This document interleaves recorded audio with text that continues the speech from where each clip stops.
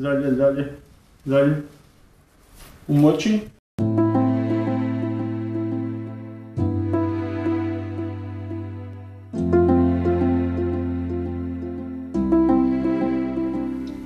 Tamo mora.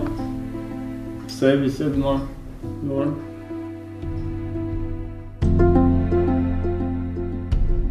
Izvadi onaj mekani tvoj kis što ste donijeli. Ima jedan mekani deblji i mekani tanji. Daj mi ga usta. Dobro.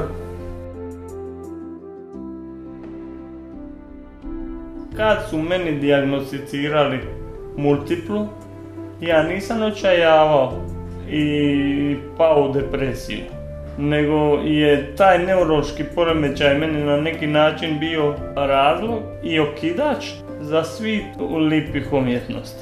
Jer sam se tamo mogao cijeli dati, cijelog sebe. Ja sam nekako morao naći način da u svom životu budem funkcionalan, a uz to kreativan, da mogu nekako izbaciti svoj osjećaj van.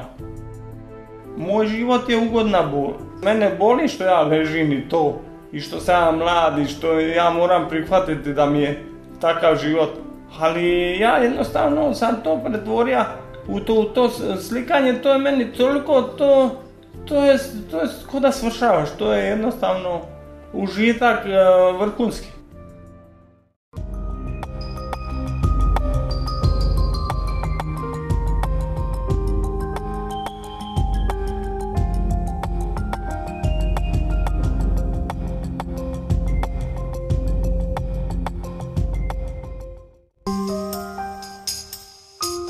Dok sam mogao, bavio sam se skulpturom, slikom, onda najviše mozaicima od školjaka, tu sam mogao istraživati i samu tehniku nastajanja tih jedinstvenih uradaka, jer sam ja to sam spoznao.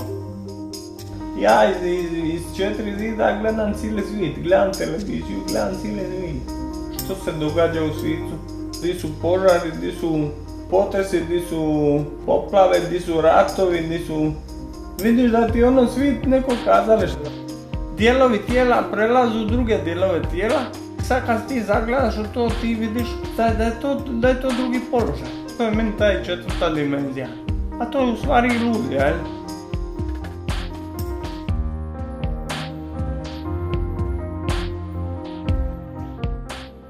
To su u njenoj kosi ljudi koji se ljube. Pa vidiš njeno tijelo i njegovo tijelo.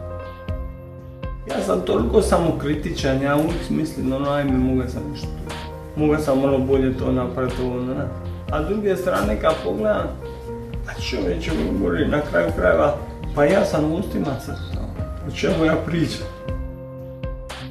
Koja je to snaga volje i nešto pozitivno u tebi? Jer znaš da nešto još možeš dati u ovom životu i pružiti nešto. Pogledaj, neko hoda, a život mu leži. A ja ležim, a život mi hoda. I to ne da hoda, nego kotrlja se, razumiješ, to je fenomenalno. Duhovni život, to je sloboda tijela i duha, unutarnji mir, to je dodir, to je poljubac, zagrljaj, to je ljubav.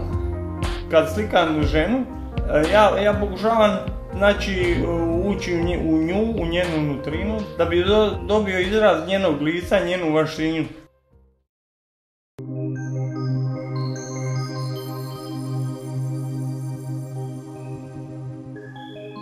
Dvije jedrilice s one strane dolaze do imaginarne prepreke koja se nalazi raspeta između dvije stijene.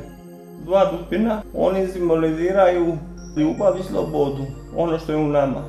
Dalje, ta imaginarna prepreka su u stvari usta dvoje ljudi koji se ljubi.